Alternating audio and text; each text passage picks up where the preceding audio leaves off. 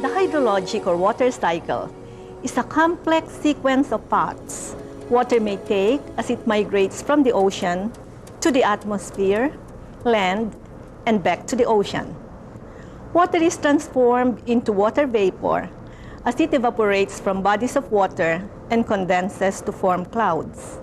As condensation continues, water droplets in the clouds grow heavier and eventually fall as rain, snow, or hail. Most of the water that falls filters onwards, moistening the soil and recharging the groundwater.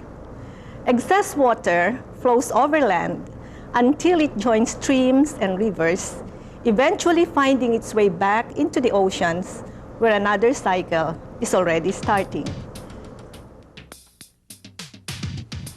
One way to demonstrate the water cycle is to replicate it on a much smaller scale. And for this activity, you will need the following materials: a glass jar, some water, a teaspoon, a clear plastic sheet to cover the jar, and a rubber band. First, place a teaspoon of water into the jar. Cover the jar with a plastic sheet, securing it in place with a rubber band. Then, push the plastic sheet down to make a slight depression in the center. Place the jar in a sunny place and observe what happens. After a few minutes, the plastic sheet will most likely collect small droplets of condensation from the evaporation of some water from the bottom of the jar.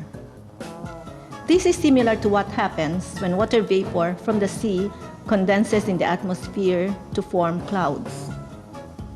After some more time, the water droplets will become bigger and may eventually fall back into the jar, mimicking rainfall.